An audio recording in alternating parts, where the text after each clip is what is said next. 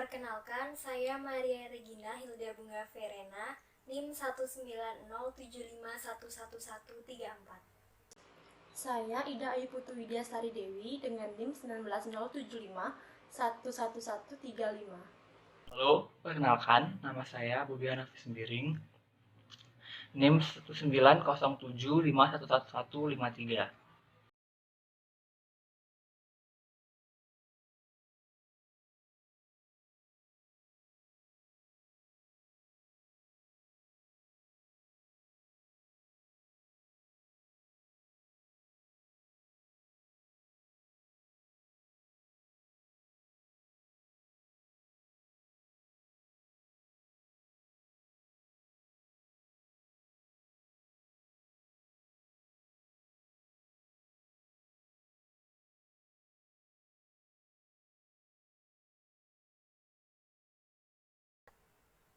Apa pendapat Anda tentang hal ini?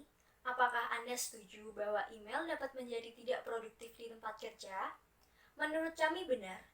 Dalam penggunaannya di tempat kerja, email bisa menjadi masalah baik secara fisik maupun pikiran dalam menyelesaikan pekerjaan. Banyaknya email tidak penting atau spam dan tidak menyangkut pekerjaan membuat inbox semakin banyak dan menumpuk, sehingga karyawan yang bertugas mengecek email setiap hari pun menjadi lesu, capek, dan enggan dalam membaca puluhan email yang masuk tiap harinya. Kami setuju, email dapat menjadi tidak produktif, namun dalam konteks email produktif atau tidak produktif, perlu dilihat melalui pandangan dua arah. Yang pertama, dalam dunia bisnis dan pekerjaan lainnya, penggunaan email masih sangat berguna dan bisa dibilang produktif untuk menerima informasi dan file seperti berkas lamaran pekerjaan, pengajuan proposal, pengajuan kerjasama, keluhan, kritik dan saran pelanggan, dan lain-lain. Yang kedua, sedangkan email juga bisa menjadi tidak produktif dikala perusahaan tidak mengecek laporan email yang masuk secara berkala, sekaligus tercampur dengan banyaknya pesan tidak penting di mana dapat membuat karyawan menjadi stres secara tidak langsung dalam merespons setiap email yang masuk. Maka, diperlukan efisiensi kebijakan perusahaan dalam penggunaan email. Baik, selanjutnya saya akan memaparkan penjelasan dari soal nomor 2. Soalnya itu, apakah Anda terkejut dengan volume email yang seseorang karyawan rata-rata terima setiap hari? Apa tantangan dalam berurusan dengan volume email seperti ini? Berapa banyak email menurut Anda yang Anda terima setiap hari? Sudahkah volume email Anda meningkat? Apakah Anda harus mengubah kebiasaan email Anda? Penjelasannya, untuk soal yang pertama, apakah Anda terkejut dengan volume email yang seseorang karyawan rata-rata terima setiap hari? Jawaban kelompok kami terkejut. Kami cukup terkejut jika mendapat laporan bahwa volume rata-rata email yang diterima setiap hari berkisar 112 pesan. Sebab diperlukan kejelian dan konsentrasi dalam membaca dan menjawab email tersebut, disertai pikiran yang fokus dan tidak stres. Untuk soal yang kedua, apa tantangan dalam berurusan dengan volume email seperti ini? Jawaban kelompok kami, dalam berurusan dengan email, karyawan dihadapi tantangan berupa: yang pertama, harus memiliki mata yang jeli dan fokus saat membaca setiap pesan yang masuk, satu persatu. Yang kedua, harus mensortir pesan yang dibaca dan direspon sesuai kategori pesan yang diterima. Dalam hal ini, jika di suatu perusahaan hanya memiliki satu email. Yang kedua, human error, yang tidak disengaja dilakukan oleh karyawan saat membalas pesan tersebut.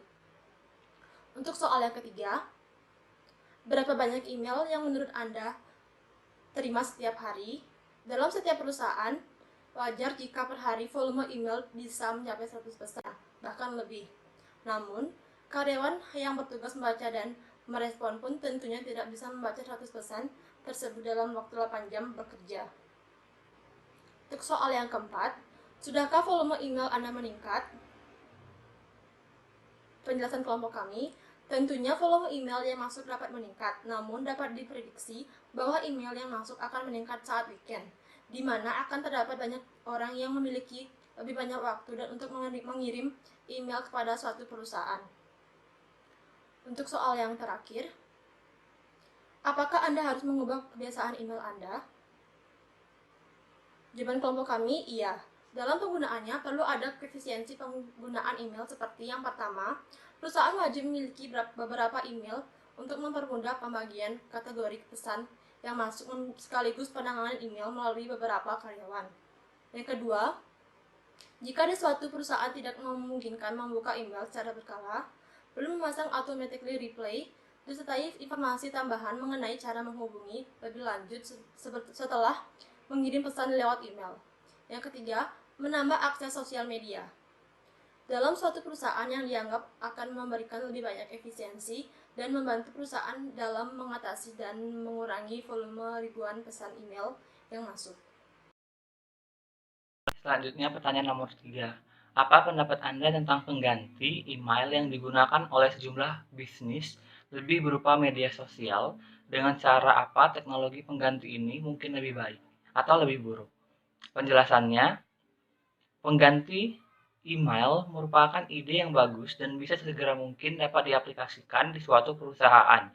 Penggunaan sosial media akan membantu pelanggan memperoleh informasi lebih banyak di samping informasi yang tersedia pada website perusahaan. Sehingga dapat diharapkan makin berkurangnya volume pelanggan mengirim pesan melalui email, di mana mungkin juga kurang mendapat respon dari pihak perusahaan. Penjelasannya, penggunaan teknologi pengganti ini dapat dibilang menjadi lebih baik karena di setiap gambar yang berisi informasi yang diupdate melalui Facebook atau Twitter atau Instagram akan mempermudah pelanggan dalam mengetahui informasi mengenai perusahaan tersebut. Contoh, testimoni mengenai keunggulan perusahaan, grafik penjualan dan kesuksesan perusahaan, Q&A atau question and answer mengenai beberapa pertanyaan yang sering muncul, dapat mengetahui cara mengajukan komplain atau keluhan melalui email yang tersedia atau melalui pesan sosial media tergantung kebijakan perusahaan. Karyawan menjadi tidak terlalu lelah dalam merespon banyaknya email karena terbantu dengan adanya sosial media dan manajemen komunikasi perusahaan menjadi lebih efisien. Implikasi apa dari cerita ini yang dapat Anda lihat untuk manajer dan komunikasi? Menurut kami ada 4 poin yang perlu diperhatikan. Yang pertama, manajer harus mampu berinteraksi dengan tim atau karyawannya untuk mempermudah pekerjaan setiap harinya, termasuk mengetahui berbagai macam kendala dan keluhan dari karyawan yang sedang dihadapi. Yang kedua, komunikasi sangat penting di dunia manajerial karena dapat mengetahui potensi masing-masing karyawan untuk dapat menyelesaikan pekerjaan yang berurusan dengan internal maupun eksternal perusahaan. Yang ketiga, jika manajer mengambil keputusan secara sepihak tanpa sepengetahuan karyawan, maka akan membuat karyawan menjadi bingung dan merasa tidak nyaman karena tidak memiliki alasan yang jelas. Jika keputusan tersebut diambil manajer karena ingin menyelesaikan masalah, maka justru akan menambah masalah internal perusahaan yang lebih kompleks, karena diperlukan tanggapan dari sisi karyawan mengenai pemberian solusi terhadap keluhan yang masuk, di samping melihat dari sisi manajer sendiri yang merasa kurang sesuai dengan sistem perusahaan saat ini. Maka komunikasi menjadi kunci utama dalam menyelesaikan persoalan tersebut. Dan yang terakhir, dapat menjadi jembatan bagi para karyawan untuk dapat lebih berkontribusi bagi perusahaan.